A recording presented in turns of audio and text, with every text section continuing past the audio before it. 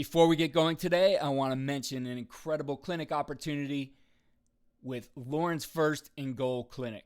We have over 160 coaches from the FBS and FCS level, as well as some NFL coaches sprinkled in there, and great coaches have been helping out Lauren's First and Goal for years from the small college level as well. Check out this clinic. It's at lfgf.coachesclinic.com.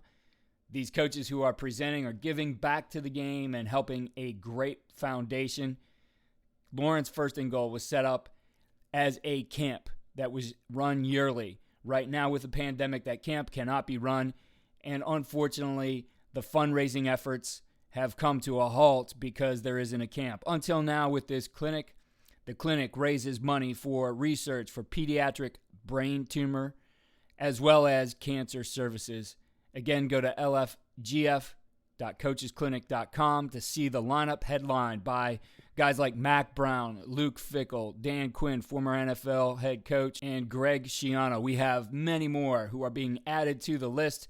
There are about 80 coaches in there right now. About half of the lineup is in. Coach John Luce from Army and I have been very intentional about how we've set up this lineup, and we're making sure that it has something for every position coach, every coordinator, every strength and conditioning coach. Again, check it out at lfgf.coachesclinic.com and save on our early bird special, $49 right now for the entire clinic, $150 for a staff of 5.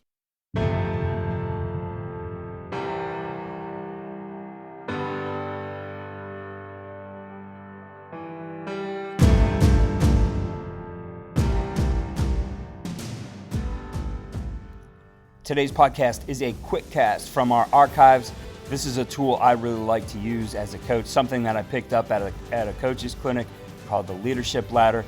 I think as you start your offseason, especially with some of the limitations, you need some tools that help you pay attention to where your team's at, and that's exactly what this one is designed for.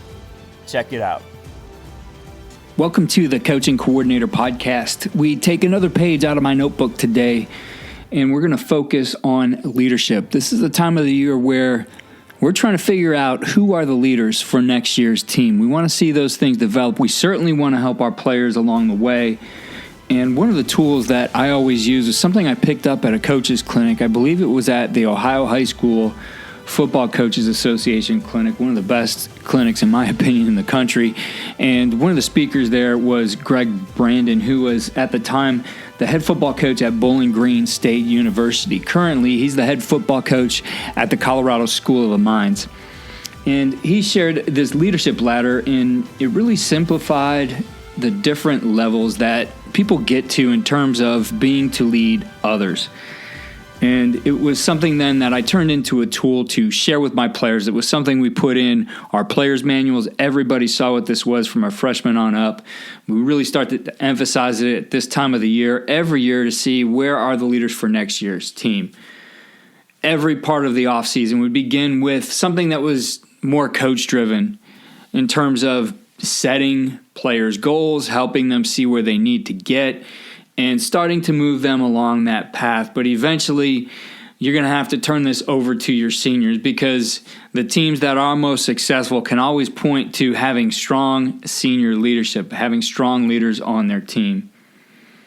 The beginning of the offseason is focused on the individual, but then we have to move that individual towards being about others and what their roles are within the team. They have to become the best they can be, certainly, but they also have to be somebody who helps make the rest of the team better.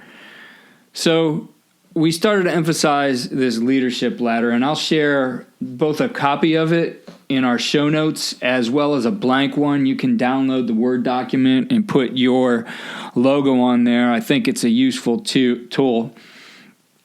And it shows just 5 levels. And the idea is that you want your players to move up to that highest level. So going from the bottom, level 1, it's the lowest level of leadership. It's seniority, and just meaning that you got older, right? We expect our seniors to be the leaders of our team, but just getting to that level, just becoming a senior, doesn't mean you are automatically a leader.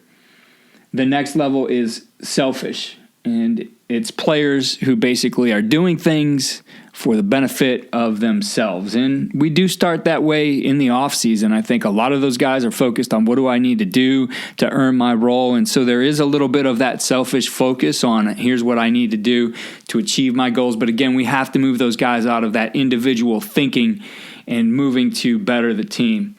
The next level is unselfish. The fourth level is self-sacrifice. And the fifth level is a high investment in others. So we'll go through what it says in each level of this. Again, the lowest level, seniority. This is the least influential position of leadership. You're considered a leader only because you have seniority. In other words, you got older.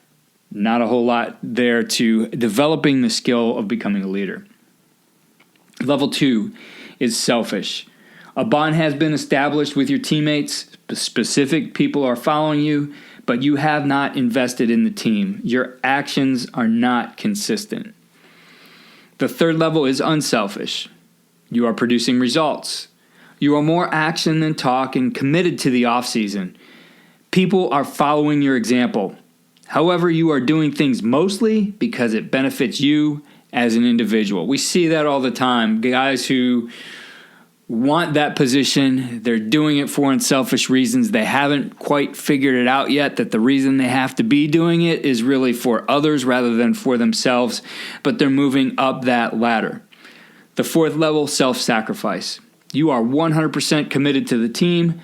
You go beyond surface level acquaintance with your teammates and make sacrifices for the good of the team. So that player now starts sacrificing, understanding that it's not just about him and is becoming involved in others. And then the fifth level, or the highest level, is investment in others. You've made a personal investment in another person's life. That person would say that you have had an influential presence in his life. And certainly whatever we're doing, whether we're leading a football team, whether we're being a father or a husband, we want to have that kind of influence on someone's life. We're making a difference. We're a man for others. That's something we want to aim for. So the offseason, I said, really begins with that individual focus. Everybody's thinking about their goals, where they want to be, what their role on the team is going to be for the next season, etc. And it really is a time that has to go back to being a little bit more coach-driven. It's more about coaches modeling positive leadership. So if players see coaches approach individuals who are not doing things in the right way with negativity, then players will do the same thing when it's time for them to step up and correct somebody.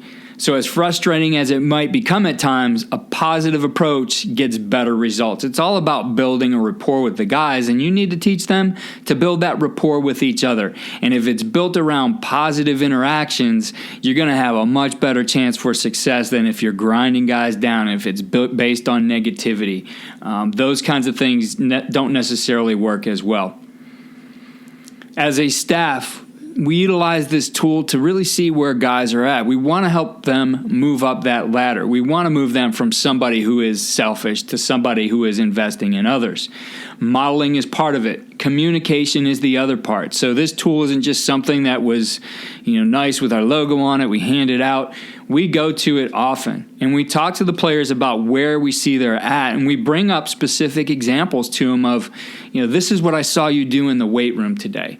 Or, you know what, I haven't seen you do anything but move around the weight room and really pay attention to yourself and what you're doing, helping players out, whatever it might be. So we want to start to point out those behaviors to them and tell them what they're examples of. We want them to exhibit more of those behaviors because it's going to make the team better. It's going to build that bond amongst players. It's going to build a bond among coaching staff and players as well. We want to have positive individuals in our program. We do want those guys who are being a positive influence on others.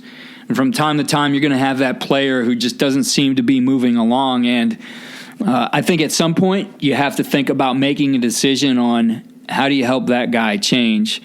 Removing him from some team activities for a brief period of time might be a way to do it. Allowing him to think, what can you do to be a better part of this team? I mean, team is not going to be built around a bunch of individuals doing their own thing. It's not an individual sport. It's a team sport. Yes, everybody has to do their job and do it to the best of their ability, but you have to have those bonds and that trust within the team as well for a sport like football especially.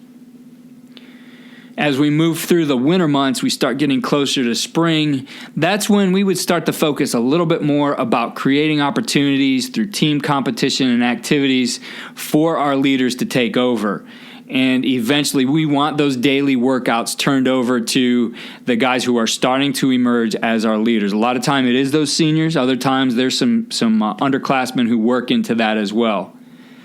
At this point in the spring, then, the seniors should reflect the coaches. The focus for the coaches really becomes on finding those great examples of self-sacrifice, of high investment in others, and pointing those out to the team and privately reinforcing that behavior, rewarding it when you see it.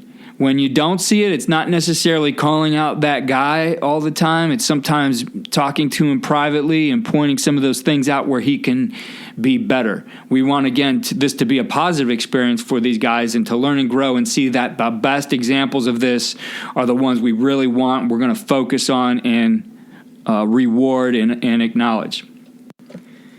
The leadership ladder is a great tool for us. It certainly is not full-blown culture installation. It's not our playbook for culture, but it is an important part of that we do want to have that leadership within our team. It was always a pillar that we built upon. Leadership was one of those things that we wanted.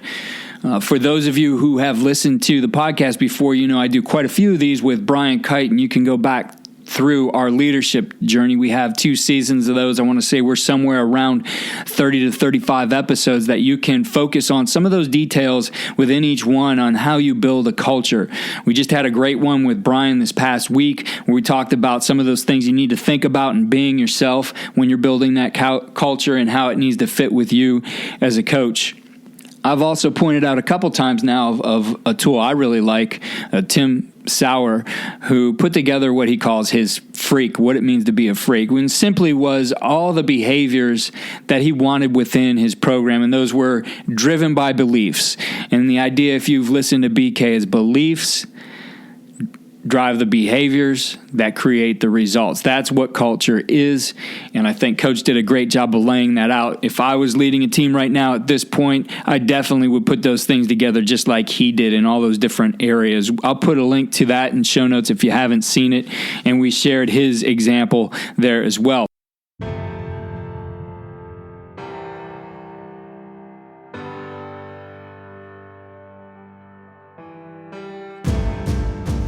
If you're enjoying the podcast, go over to iTunes and rate and review. It really helps the podcast out. Just takes a minute. If you don't have time, click those 5 stars, and we really appreciate it.